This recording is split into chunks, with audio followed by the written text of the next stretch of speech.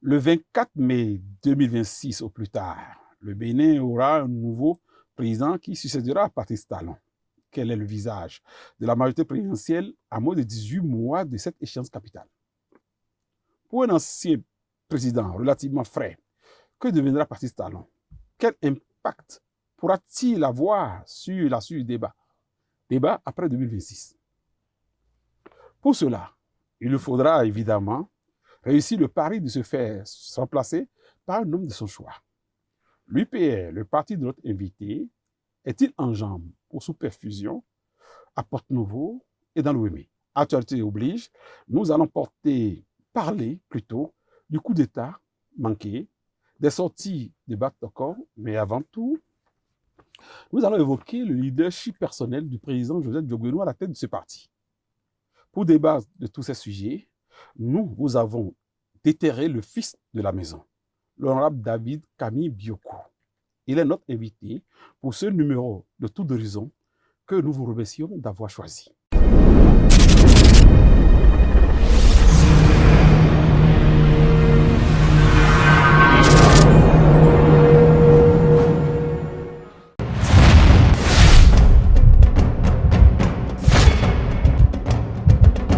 Annonceurs, chefs d'entreprise et autres. Bref, population d'ici et d'ailleurs, cet espace vous est réservé pour la promotion de vos produits et activités. Non seulement en français, mais aussi en fond, Dikamari, Fulfulde, Batoum, Dendi. À vous le choix. Pour en savoir plus, veuillez nous contacter au numéro suivant 97 64 79 91 ou 97 17 51 35. Bonjour, notre député. Merci d'avoir accepté notre invitation pour cet entretien. Merci, Takou. C'est un plaisir. Je sais qu'il y a un moment où je devais répondre à l'appel, mais avec plusieurs préoccupations. Mais voilà, le jour J est arrivé. Merci de me recevoir. Merci aux amis. Honorable député, pour nos internautes et téléspectateurs, qui est David Biokou Camille? Merci. Je salue tous les internautes et les téléspectateurs en direct avec nous. David Biokou, pour commencer, je suis un honorable député de la 8e législature. Avant ça, je suis membre fondateur de l'UP, le président ou le coordonnateur, parce qu'au départ, nous étions en train de mettre le parti sur pied dans toutes les 117 communes. J'étais le tout premier coordonnateur de l'UP à Porte-Nouveau. Membre du bureau politique, et avant cela, président du mouvement MJ16, qui a accompagné en 2016 le président Talon pour son élection à la magistrature suprême. Et si vous voulez, avant ça, j'étais vice-président du Parti du Renouveau démocratique. Voilà. Je vais m'arrêter là. D'ici 18 mois, votre leader, le président Talon, devra déposer le tablier pour le voir attribué à un autre. Est-ce que la santé actuelle de votre majorité présidentielle rassure quant à ce que le pouvoir reste au sein de cette majorité-là? Le pouvoir ne peut que rester au sein de la majorité parce qu'il y a un travail qui est en train d'être fait. Il y a un travail, on n'a pas, quand on fait un travail qui se fait bien, ne fait pas du bruit. Mais sachez que les instances du parti, de tous les partis, de la majorité présidentielle, nous sommes en train de faire un travail méthodique, un travail soutenu, mais qui ne doit pas se faire savoir. Vous le constaterez, vous le saurez. Mais devant vous, il y a les LD qui réclament à corps à cri le droit d'accéder à cette fonction. Il y travaille. Est-ce que cela ne va pas embrouiller vos calculs? Non, c'est bien. Mais je suis heureux pour eux. Parce qu'ils sont à la recherche, ils sont à la conquête du pouvoir. Ils doivent travailler. Nous aussi, on le fait. Mais ce n'est pas pour autant. Nous avons déjà eu un bilan. Nous avons un bilan de 9 ans aujourd'hui. On aura un bilan de 10 ans. Et avec tout ce que nous avons fait aujourd'hui, pendant ces 10 ans, mais le peuple béninois va choisir. Il faut aller sur de la théorie ou s'il faut aller sur de la pratique, les Béninois le diront. Mais je suis sûr, je vais vous le dire, ils ne sont pas prêts à accepter. Le peuple béninois est un peuple mieux aujourd'hui. C'est un peuple qui voit clair, comme on le dit, et ils sauront faire la part des choses. Et soyez rassurés. Non, de tradition, on a cette impression que le peuple béninois ne vote pas en fonction du bilan d'un président, mais plutôt d'autres facteurs qui, au départ, votre leader l'avait déjà annoncé. Il dit que c'est la capacité pour un leader de maîtriser la classe politique qui fonde ses chances de se faire élire. Est-ce que nous allons nous retrouver dans ce cas de figure? Mais je dirais que c'est peut-être une réalité, mais aujourd'hui, les Béninois ont compris. Le Béninois ne croyait pas à ce qu'ils ont aujourd'hui. Ils ne croyaient pas. Ils se posent la question, mais comment nous ne sommes pas un pays pétrolier? Nous n'avons pas une grande richesse. Et voilà ce que nous avons pu faire en 10 ans. Donc, est-ce qu'on pourrait... Ils se posent la question, mais donc on pouvait faire en 10 ans ce que le président Talon a fait en 9 ans. Ils se le disent. Ah donc si c'est ça. Donc ceux qui sont passés, ceux qui étaient passés, ils n'ont rien fait alors. Donc il y a cette question qui se pose. Ne croyez pas au bruit je dirais, des réseaux sociaux, non. Le Béninois lambda, le vrai Béninois, les Béninois qui suivent ce qui se passe au Bénin, ils ont une autre version des choses. C'est peut-être la minorité qui crie, la minorité tenue, pas je ne sais pas quoi, télécommandée, qui crie, qui parle. Mais en réalité, les Béninois savent ce que nous avons fait en 10 ans, en 9 ans. Et en 10 ans, vous imaginez, regardez encore les chantiers qui nous attendent de partout. Non, soyez rassurés. Monsieur Tako, soyez rassurés. Nous aurons légalement, sans tricher, je dis bien sans tricher, légalement, avec un travail soutenu sur le terrain, nous allons reprendre notre pouvoir. Le docteur Bori Yahi, quand il était au pouvoir, il nous avait fait comprendre qu'après son pouvoir, eh bien, qu'il serait pasteur. Une promesse qu'il n'a pas tenue, bien évidemment. Le président Talon, relativement très frais, pour ne pas dire suffisamment jeune, s'il quitte le pouvoir, c'est quoi son avenir selon vous? Vous qui êtes un de ses proches? Je ne suis pas proche, mais je suis avec lui. Je le soutiens. Alors, je vais vous dire ceci. Le président Talon a encore devant lui au moins une vingtaine, pour ne pas dire au minimum une dizaine d'années, encore de politique. Il va pouvoir conseiller. Il est de la majorité présidentielle. Il est le président de la majorité. Même s'il quitte demain, il continuera à nous soutenir. Il continuera à nous conseiller. On pourra discuter avec lui régulièrement des grandes lignes. Il ne quittera pas la scène politique. C'est vrai, sa famille aurait souhaité, ses enfants, sa femme aurait souhaité qu'ils retrouvent leur vie normale. Mais il serait difficile de lâcher le président Patrice. Le président Patrice Talon, c'est un homme exceptionnel. Mais pour cela, il va falloir qu'il se fasse remplacer par quelqu'un de son choix. Est-ce que cela est possible déjà? Oh, mais écoute, vous voulez qu'il soit remplacé par qui? Il est le président de la majorité présidentielle. Même après, quand il y aura, c'est vrai, il y aura les primaires dans les partis. Mais on doit pouvoir choisir des gens et lui primaires présenter. Dans les partis, c'est pas trop tard? Ah non, pas du tout. Nous sommes déjà à moins de 18 mois de cette échéance-là. En 6 mois, on peut le faire. En 6 mois, on peut faire les primaires. Regardez, aux États-Unis, quand est-ce que la dame a repris le flambeau? Donc, il faut qu'on le relève, c'est comme ça. Non, en 6 mois, on pourra le faire. Déjà, nous travaillons.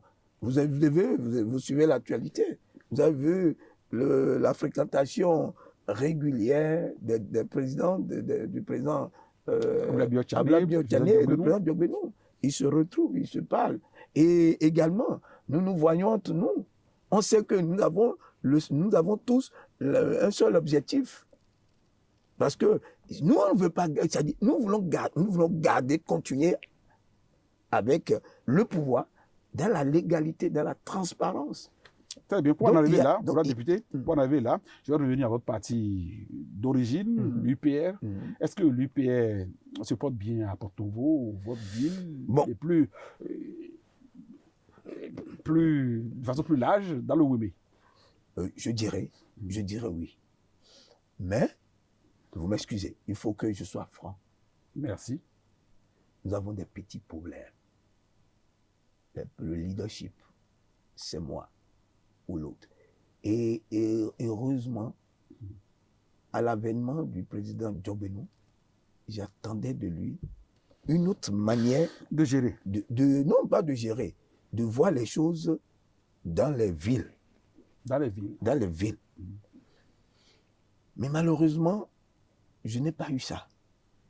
Je n'ai pas eu ça. Quand vous arrivez, et j'ai vu que c'est sûr, quand vous arrivez, je vous dis, quand vous arrivez, vous prenez nouvellement une structure. Vous devez rencontrer les leaders, les responsables De chaque région. de chaque région. Il ne l'a pas fait? En tout cas, moi, je n'ai pas été reçu. Moi, je n'ai pas été reçu. Ça m'a un peu fait mal. Mais J'ai vous pas avez été- des canaux quand même Non, pour, non, non, non. pour non. vous plaindre, non? Je ne me plains pas. Mais c'est parce que il y a un problème de leadership dans les villes. Et je crois que le même problème doit être partout. Et les conséquences de ces problèmes, nous les voyons au sein de nos pas. Vous voyez, quand il y a eu un événement qui a fait grand bruit dans le pays, vous devez voir qu'il y a eu certaines personnes délibérément qui ont pris cause pour certains. Je ne veux pas aller dans les détails, mais ce sont, je dirais que le président Djobénou est venu à la tête du pouvoir, à la tête de notre parti. C'était à une bonne période, à un bon moment. Mais il n'a pas fait autour de lui un toilettage.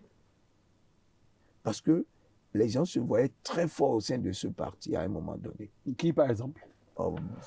Les gens se voyaient très forts. On pourrait faire ce qu'on veut. Alors, donc il a continué avec ces mêmes gens, mais qui se font progressivement connaître. Ils se font connaître négativement. Je vous dis négativement. Parce qu'au début, vous savez, c'est un monsieur, il est spontané. Quand vous le voyez, je parle du président Djobénou. C'est un monsieur très spontané. Un bon avocat. Un fair play. Il croit que tout le monde est comme lui.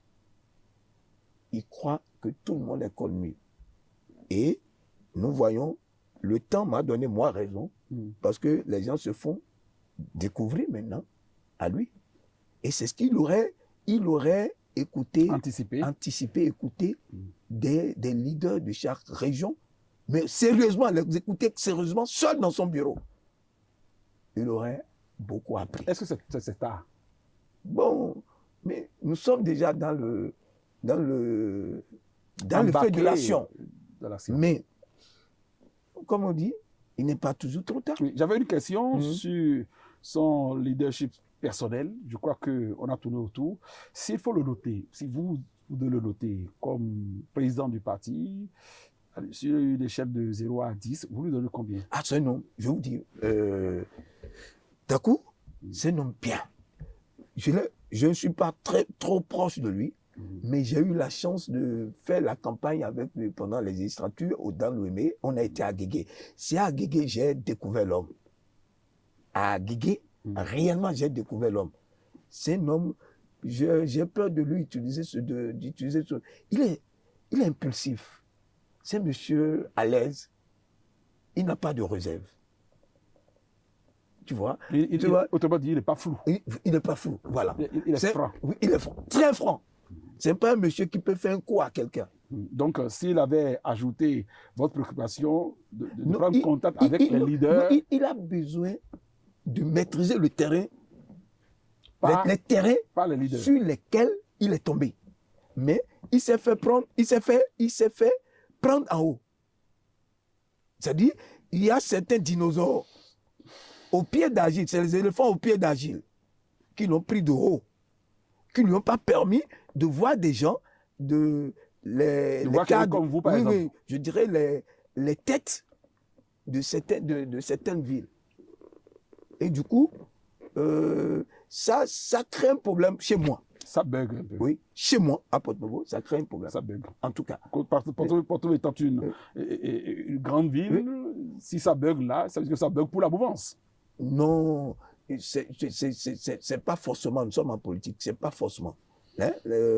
Ce qui se passe à Cotonou peut ne pas se passer à Porto-Novo ou à Parakou. Mais ce que je trouve, c'est que il peut avoir les mêmes problèmes dans certaines des communes.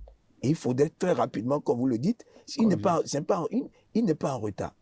Il peut aller très vite. Parce que le temps nous a donné raison. Vous avez vu ce qui se passe après l'événement de coup d'État, si vous me permettez, je ne voulais pas le dire. Non, mais on va en arriver là. Il y a eu, on voit ces dinosaures, ceux qui se disent très forts. Aujourd'hui, il y en a encore, hein, mais ils se cachent. Mais ils vont se faire prendre. Nous allons, avec vos permissions, honorable député, balancer sur l'autre pan de l'actualité. Parce que quand vous dites que la majorité présidentielle a des chances de reprendre le pouvoir, je ne pense pas que cela soit possible lorsqu'on voit que c'est dans votre camp que se trouvent les plus gros problèmes, à savoir le coup d'État. Et parlons de ce coup d'État, quel a été votre sentiment lorsque vous avez vu et stopper un projet visant à sauter Parti Sam de la tête du pays, et que, d'après le procureur spécial de la Criette, les instigateurs de ce coup n'étaient autres que votre ami Olivier Bokor et votre ministre Oza Khobeki. Vous savez, je ne sais pas si on peut encore opiner sur ce problème. On va opiner. Parce que c'est pendant... Il n'en demeure pas moins vrai que certains aspects peuvent être évoqués. Bon, si on le peut, je vais vous dire quelque chose. C'est dommage, ce qui s'est réellement passé, ce qui s'est passé. Mais on dit, il y a un proverbe Yoruba qui dit que la mort se retrouve toujours dans la maison. La mort se trouve toujours dans la maison. Je respecte beaucoup le président ou monsieur Olivier Bokor, mais moi, j'ai pas eu la chance d'être très proche de lui. Je ne le connais pas réellement. Je le connais pas réellement. Je le vois, c'est un ami du chef. Le chien du chef est chef, est le chef des chiens. Oui, le chef des chiens. Le boss des chefs voilà. des chiens. Donc, quand il n'y a pas celui-là qui lui avouait pas une attention, il n'y en avait pas. Parce que c'est l'ami du chef. Mais moi, j'ai pas eu je suis pas passé, le chef me l'a pas présenté, lui. Celui que le chef m'a présenté, c'est le monsieur Dayon, l'expert Dayon, le président Dayon. Donc, nous, on n'avait pas cette proximité avec lui. Mais je vais vous dire, mais c'est quelqu'un qui est très respecté. Olivier Bokor. Oui, très respecté au niveau des partis. Mouvance. Alors, moi, je trouve ça, de sa part, mais j'ai tourné ça dans tous les sens. Cette actualité. Je me dis, si je n'avais pas écouté le procureur spécial de la Criette, je n'allais pas croire. Je n'allais pas croire. Parce alors, que dans ce cas, alors, et quel sentiment vous donnaient les mouvements OB26 qui avaient envahi le pays? Mais c'est ça. Il n'a pas été, M. Bokor n'a pas été du tout honnête. Il n'a pas respecté, il n'a pas été fidèle à cette relation que le chef de l'État, le chef de l'État, vous savez ce que c'est qu'un chef d'État? Vous avez entendu dans ce pays un chef qui dit « Après Dieu, c'est moi ». Oui. Mais c'est une réalité. Après Dieu, c'est lui, le chef, dans un pays. Mais ce chef, pendant les réunions, c'est le seul qui pourrait parler à l'oreille du chef. Oui. Mais est-ce que ce n'est pas le chef qui lui demandait de monter ces mouvements au 26? Non, comment le chef peut... Mais arrivé un moment, ils ont été tous interpellés. Il y a eu des réunions. Ils ont été interpellés pour dire non. Le chef a dit ouvertement, nous on a suivi à la télé où il disait non, je ne me retrouve pas dans un mouvement. Ils n'étaient pas le seul. Il y avait un mouvement pour le président Dayon, il y avait un mouvement pour le ministre d'État Wadahi. Mais tous ont renoncé. Ils ont renoncé et ils ont réagi, non seulement réagi verbalement, mais ils ont pris les précautions, toutes les précautions pour arrêter ces ardeurs-là. Et pendant ce temps, lui, Olivier, Bokor? Mais le dire est une chose, mais le faire dans la pratique, c'est autre chose. Mais c'est dommage pour lui. Mais je me pose la question tous les jours, mais c'est le vice-président du pays. Moi, je reste sur la forme. Mais je ne vois pas, même en restant tranquille, il va continuer à être fort, mais après le chef. Mais c'est une grosse erreur. Et le président Talon, vous savez, les gens parlent avant 2016, on parle de sa fidélité. Oui. En amitié. En amitié. Et quand vous regardez, dans la suite de 2016, il est resté collé à cette image que les gens ont de lui. Il n'abandonne pas ses amis. Et quand il fait confiance, il fait confiance. Aveuglément. Et moi, je ne comprends pas quelle mouche qui a piqué son ami, son frère, à pouvoir avoir cette réaction. Mais c'est incompréhensif. On ne peut pas comprendre ce qui s'est passé. Maintenant, je prie Dieu que ces enquêtes aillent jusqu'au bout. Parce que les Béninois ne croient pas. Ils ne croient pas. Tu entends les gens parler de ce dossier. Non, c'est un montage. Mais comment? Vous croyez qu'un chef peut sortir pour me faire un montage de ce genre? Mais ne serait-ce que pour ça, les gens peuvent refuser de le voter si c'est un montage. Non, mais ils ont D'abord, un montage, ça doit avoir des gains.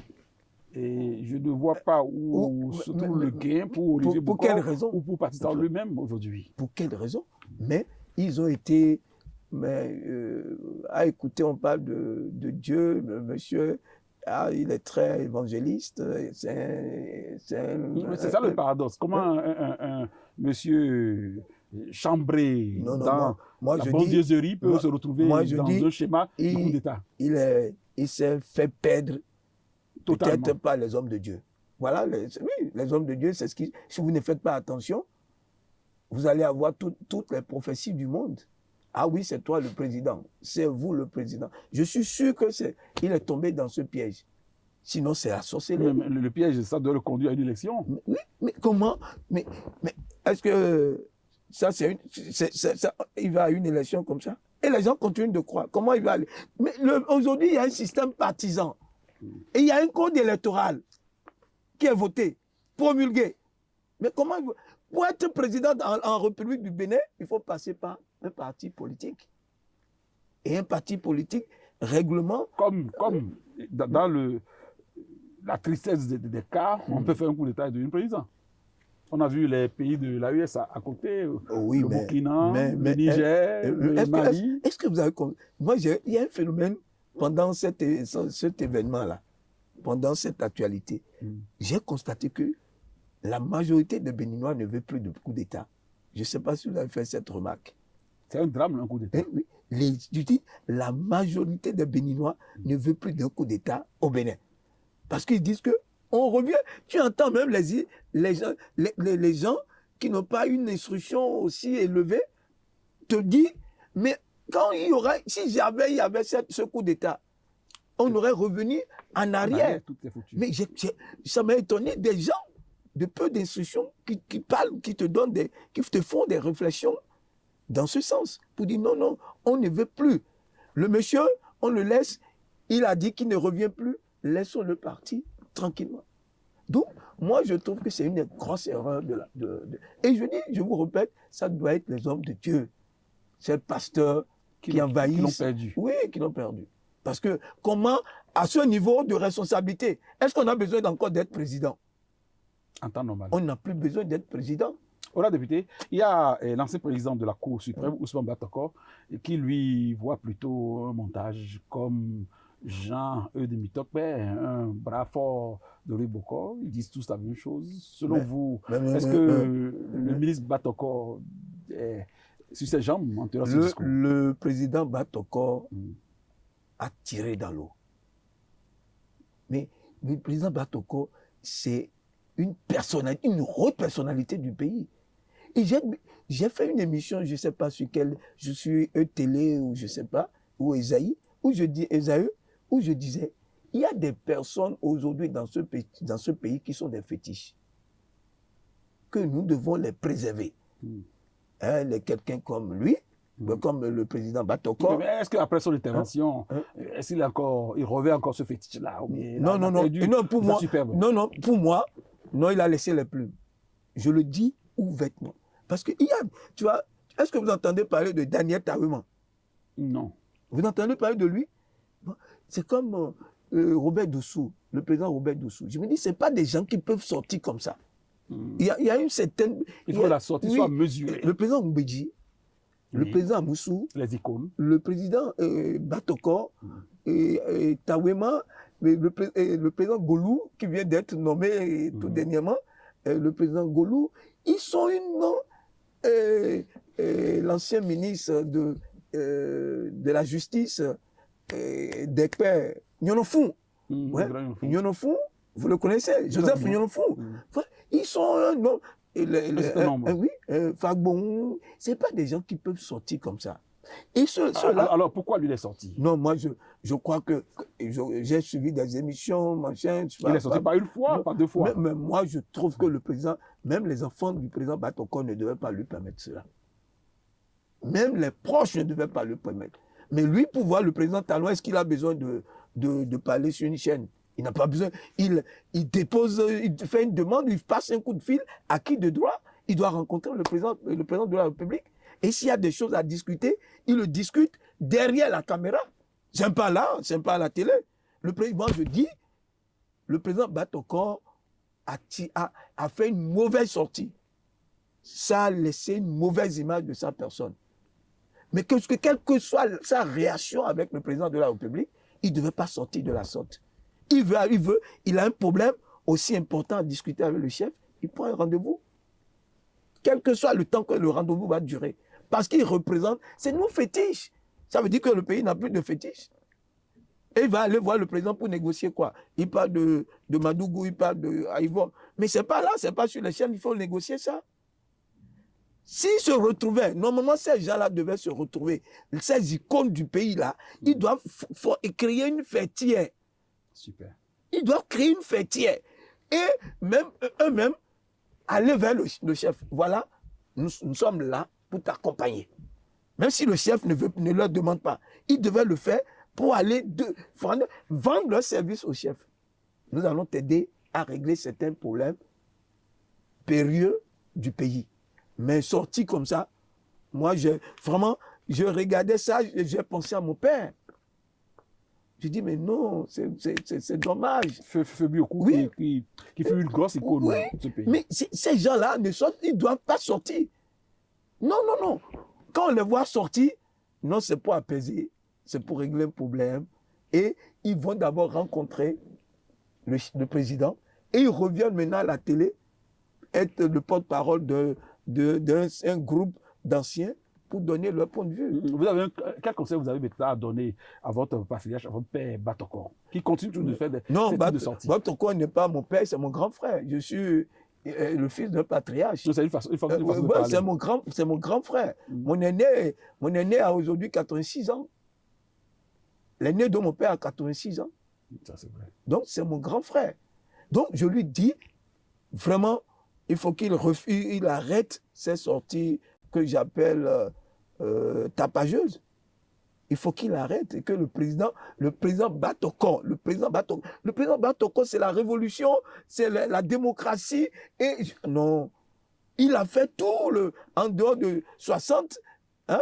Moi, je le connais après 60. Donc, c'est quelqu'un qui a fait la révolution, qui a fait le renouveau, et qui est dans... il s'est sorti, il a fait une sortie ratée. Et pas une seule. Non, c'est des sorties ratées. C'est raté. Et les gens vont crier. Ceux qui crient et qui apprécient ça, ce n'est pas les gens qui l'aiment. Parce que c'est une personnalité. Mais moi, je vois le président Batoko en train de faire le sport. Je vais garer ma voiture pour le saluer. Il est là pour le Bénin. Je le vois marcher. Je gare ma voiture. Ah, je dis, bonjour, monsieur le président. Il ne me reconnaît pas. Je me présente à lui. Je vais me présenter à lui.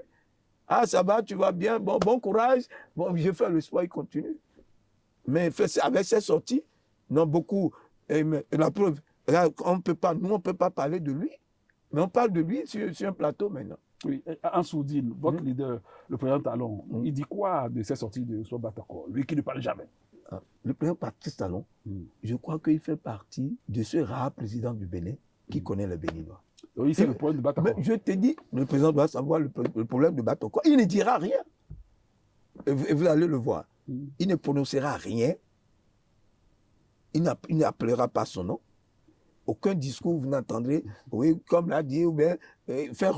Il peut c'est-à-dire, comme on le dit chez nous, il peut lui jeter un os. Un os. À croquer. Non, pas dans ce sens. Il paraît que quand les grands sont en coulou comme ça, ils juste de là jeter un gros morceau d'os et ils se calment. Ce que je vous dis, dans ses sorties, il peut indirectement parler, lui répondre, mais jamais aller directement. Je connais, tu sais, c'est un monsieur aussi qui a beaucoup de respect pour les hommes dont je vous parle, là. Ces aînés-là. C'est comme le président Elegbé, Amos Elegbé. Ce n'est pas quelqu'un qui doit se mettre là maintenant à parler, à défendre les démocrates. Ça serait une erreur de sa part. Il devient Bénin maintenant. C'est pourquoi le président Yahi Boni, c'est dommage. Pour son activisme politique, c'est dommage. Il est en train de comprendre, il est en train de baisser. Parce que là où il est aujourd'hui, il est Bénin. Vous voyez Soglo? C'est pourquoi je l'apprécie. Quand c'est bon, il dit. Quand c'est mauvais, il le dit. Voilà des gens, ils sortent, ils disent ce qu'ils pensent, parce qu'ils sont à un âge, c'est pas l'argent, lui-même l'a dit, c'est plus l'argent, ça qui devait être leur problème. Le chef qui est là doit les soutenir de temps en temps, normalement. Parce que c'est le Bénin, c'est les gens qui ont passé tout leur temps pour le Bénin. Je me rappelle un peu pendant la vie de mon père. Arrivé un moment, son souci personnel, c'était le pays. Ils n'ont plus rien pour eux. Pour eux, c'est le pays. Oui. Donc, je crois que ces gens-là, ces aînés-là... Espérons que le président Batako revisite cette bibliothèque béninoise que constituent ces anciens dont vous avez fait cas tout à l'heure. On a débuté le temps qui nous a été imparti vers sa fin. Est-ce que vous avez un mot de fait, comme on le dit de façon classique, pour un appel à la jeunesse béninoise, un appel aux Béninois, un appel au chef de l'État qui est là? Vous venez de toucher un point capital. La jeunesse béninoise. Le président Patrice Talon est en train de faire tout pour cette jeunesse. Le président Talon est en train de vous faire, en train de vous placer, est en train de vous donner le Bénin. Les jeunes, les étudiants ne doivent pas se laisser manipuler. Parce que quand vous voyez sur les réseaux, vous vous posez la question, quelle éducation? Quelle école? Vous avez quelqu'un qui fait tout. Ces réformes qui se font aujourd'hui se font pour cette jeunesse. Enfants de pauvres, enfants de riches, au même palier. Il n'y a plus, c'est l'enfant d'un ministre ou c'est l'enfant d'un riche, il a droit à ça et l'enfant du pauvre n'a pas droit. Maintenant, l'enfant du pauvre a même plus de chance dans ses études, s'il étudie, à accéder à des positions plus meilleures que des enfants des riches. Donc, moi, je cherche même des canaux pour aller dans les universités. J'ai envie de tenir des conférences avec ces jeunes-là, qu'on échange, pour qu'on leur montre réellement où sont leurs intérêts.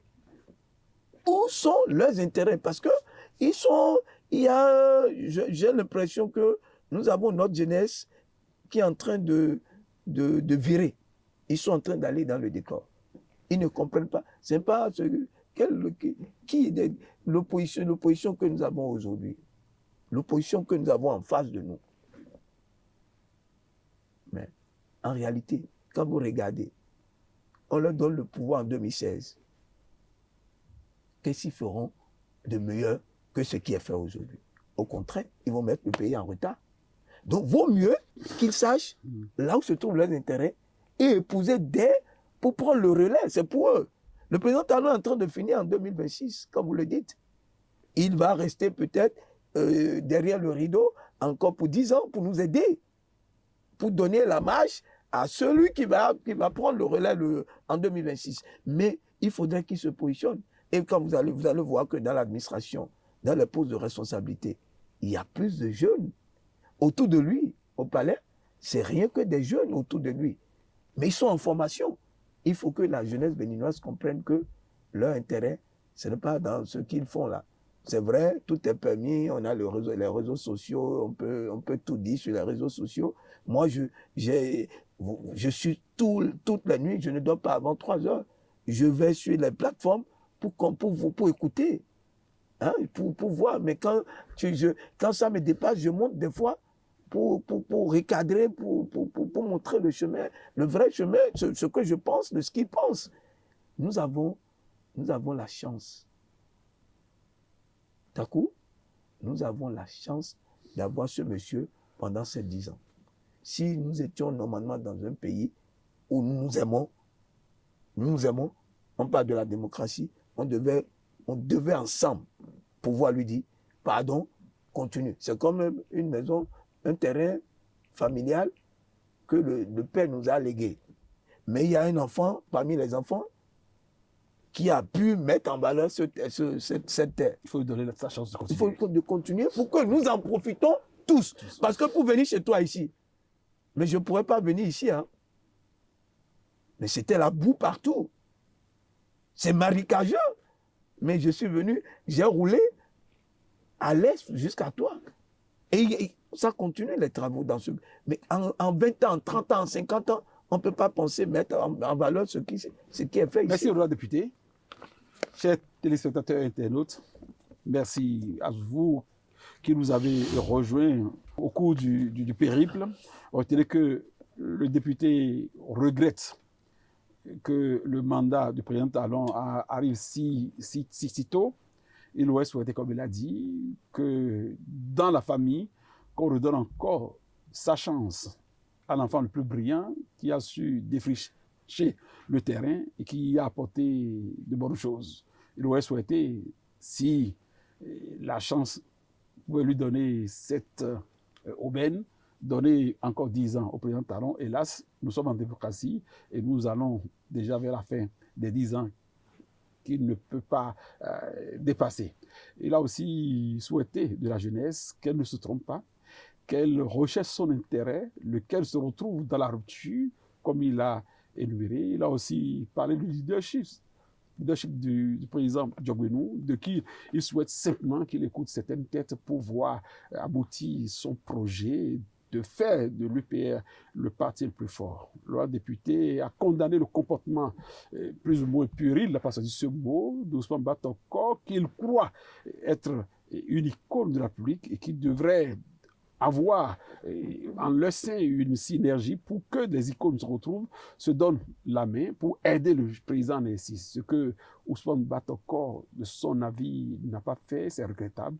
Il a aussi regretté, pour finir, le coup d'État, la posture de Lubokor. Et il a dit que Lubokor s'est fait perdre par les religieux qui l'ont entouré et qui lui ont vite fait croire qu'il est déjà président de la République. Et ça a été peut-être le drame. Voilà, chers amis, chers internautes et téléspectateurs, la quintessence de notre entretien de ce matin. Et merci de rester fidèles à nous pour une prochaine édition de Tour d'Horizon. Je vous remercie.